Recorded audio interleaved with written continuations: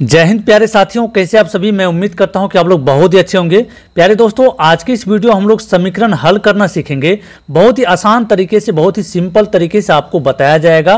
क्योंकि इस तरह का सवाल में बहुत लोग गलती कर बैठते हैं और एक्स का मान नहीं निकाल पाते हैं। तो उसी चीज़ को आपको एक एक सवाल को सॉल्व करके बताया जाएगा। यहाँ पर देखिए, सबसे शुरुआत में आपको बिल्कुल सिंपल सवाल लिया गया है, उसके बाद उससे लेवल थोड़ा सा टफ किया गया है, उसके बाद तीसरे नंबर में हाई लेवल का किया गया है। तो इस तरीके से जब भी आप एक्स का मान निकालने के लिए चाहेंगे तो ये सब सवाल को अगर आप हल कर लेते हैं तो आप जरूर है किसी और सवाल का एक्स का मान निकाल पाएंगे। तो चलिए शुरुआत करते हैं। यदि आप इस चैनल पर नया हैं और चैनल को अभी तक सब्सक्राइब नहीं किए तो आपके नीचे सब्सक्राइब का बटन दिया हुआ, वहां दबा के जरूर सब्सक्राइब कर लीजिए। क्योंकि मैं आपके मदद के लिए, आपके लिए मैं वीडियो बनाता रहता हूं ताकि आप वीडियो देख करके अपना गणित को मजबूत कर सके। ठीक है, तो चलिए शुरुआत करते हैं। सबसे पहले देखिए दोस्तों, यहां पर 3 सवाल लिया गया है, एक एक करके बनाएंगे। ठीक है, 1 नंबर का सवाल बहुत ही इजी है। तो सबसे पहले यहां पर सवाल को हम लिख लेते हैं। सवाल आपका है क्या, 5x माइनस 10 बराबर में 0 है। 5x माइनस 10 बराबर में 0।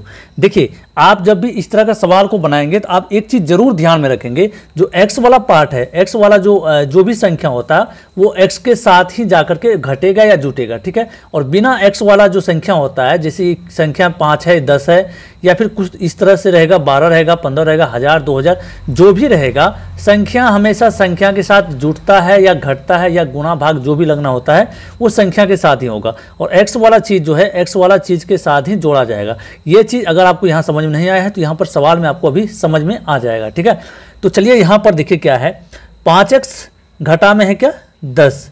तो आप सभी को मैं बता दूं, अभी तुरंत मैं बताया था क्या, 10 ये संख्या जो भी रहेगा संख्या के साथ ही जाकर के जुड़ता है। जैसे यहाँ पर 5x है तो हम लोग को निकालना है किसका, x का मान। तो यहाँ पर 5x को इसी पार में रखेंगे, बराबर के इस साइड रखेंगे, और बाकी जो संख्या है, जैसे 10 है, माइनस में क्या है 10, ये 0 को यहाँ रखेंगे।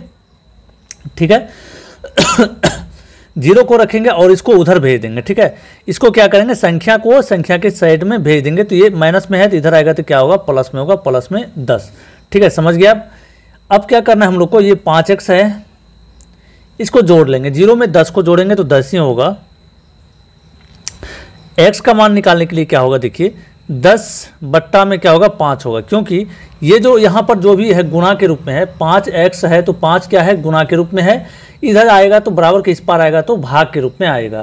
तो यहाँ पर 10 बट्टा में 5 होगा। 10 5 से काट सकते हैं, 5 एकम 5, 5 दूनी 10, 2 बार में कट गया। तो x का जो मान आया 2 बट्टा में 1 आया है, 2 बट्टा में 1।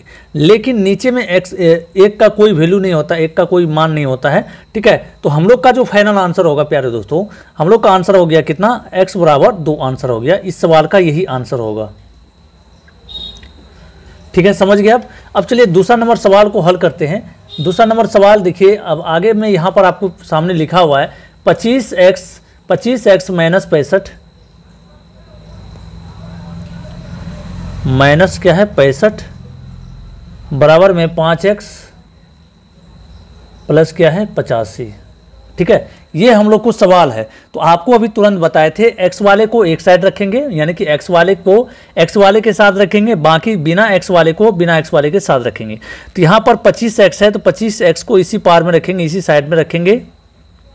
इस 5 को इधर लेते आएंगे, 5x को इधर लाएंगे तो माइनस में होगा, चूंकि इस पार में बराबर के इस पार में प्लस में है।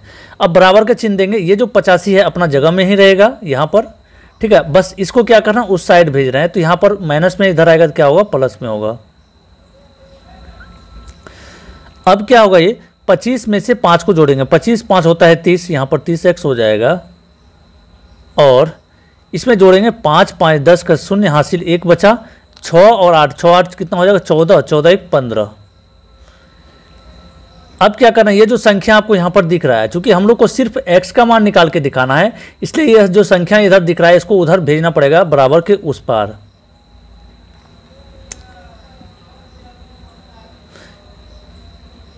ठीक है, ऊपर नीचे 0 0 कैंसिल हो जाएगा। इस 3 से 5 15 में भाग लग जाएगा, कितने बार में, 5 तिहाई 15, 5 बार में भाग लग जाएगा। तो x का जो मान हम लोग का आया, x का जो मान आया कितना आया प्यारे दोस्तों, ये 5 आया। तो इस सवाल का जो आंसर आया आपका कितना आ गया, x बराबर 5 आया है। तो इस सवाल का आंसर, फाइनल आंसर ये 5 होगा। ठीक है ना। अब चलिए जो आखिरी सवाल है आपका तीसरे नंबर का सवाल, इसको देख लेते हैं। यहाँ पर सवाल इस तरीके से है, इसको भी बना लेते हैं। सवाल है 2 इंटू 4x घटा में 10, कोष्टक बंद है, उसके बाद 4 प्लस में x। ये आपका सवाल दिया हुआ है, इसको हल करके दिखाना है। तो सबसे पहले आपको करना क्या है, यहाँ पर देखिए ये जो 2 है कोष्टक के बाहर है, तो इसको क्या करेंगे, ये कोष्टक को खोलेंगे, इस कोष्टक को क्या करेंगे, खोलेंगे। कोष्टक का क्रिया करने के लिए बाहर में जो 2 है यहाँ पर गुना के चिन्ह लगा हुआ, मतलब इस 2 को 4x से गुना करना पड़ेगा और इस 2 को 10 से भी गुना करना पड़ेगा, तभी कोष्टक हटेगा। तो यहाँ पर 2 से गुना करिए, 2 चौका 8, 8x हो जाएगा। माइनस में कितना होगा, इस 2 से 10 में गुना होगा, 2 दूना 20, 2 दही 20, ठीक है, बराबर में 4 जोड़ x। अब हम लोग क्या करेंगे आसानी से यहाँ पर, अब ये समीकरण जो है बिल्कुल सीधा रूप में, नॉर्मल रूप में आ गया है। इसको x वाले को x वाले के साथ रखते हैं, तो 8x, इधर x प्लस में है, इधर लाएंगे तो क्या होगा, माइनस में होगा। यहाँ पर 4 है ना, 4 है तो 4 रखे, इस 20 को उधर भेजेंगे, 20 माइनस में उधर है, इधर आएगा तो क्या होगा, प्लस में होगा। 8x है ना, 8x यहाँ पर माइनस x करेंगे तो x के साथ कुछ नहीं दिख रहा है, तो मतलब 1 हमेशा छुपा हुआ रहता है, तो 8 में से 1 को घटाएंगे तो 7 बचेगा, 7x है तो x लगा देंगे, ठीक है। ये हो जाएगा 4 जोड़ 20 तो हो जाएगा कितना, 24। तो सिर्फ x का मान हम लोग को निकाल के करके दिखाना है। तो यहाँ पर क्या हो जाएगा प्यारे बच्चों, यहाँ हो जाएगा 24 बट्टे में 7, 24 बट्टा में क्या हो जाएगा आपका 7 हो जाएगा। 7 से नहीं कटेगा 24 है ना, 7 से 24 नहीं कटेगा, तो हम लोग यही आंसर इसका लिख सकते हैं, ठीक है। यदि आप दशमलव में आंसर दे सकते हैं, दशमलव में कर सकते हैं तो वो भी कर लीजिए, कोई दिक्कत नहीं। दशमलव में है तो थोड़ा सा अच्छा लगेगा, है ना, तो दशमलव में भी निकाल सकते हैं। इसको 7 से काटेंगे, कितने बार में कटेगा, 7 तिहाई 21, 3 बार में कटा, दशमलव देंगे, बचेगा 30, 7 चौका 28, बचा 2, 7 दूना 14, तो दशमलव के 2 ही स्थान तक लेते हैं। तो x का जो मान आया वो कितना आ गया, 3.14। ये भी आपका एक आंसर हो गया। आप चाहें तो दोनों रूप में लिख सकते हैं, इस रूप में चाहे इस रूप में, दोनों भी स्टैंडर्ड आंसर है, ठीक है। तो उम्मीद करते हैं कि आज की इस वीडियो से आपको समीकरण हल करना आ गया होगा। अब मिलते हैं फिर अगले वीडियो में, तब तक के लिए जय हिंद, वंदे मातरम।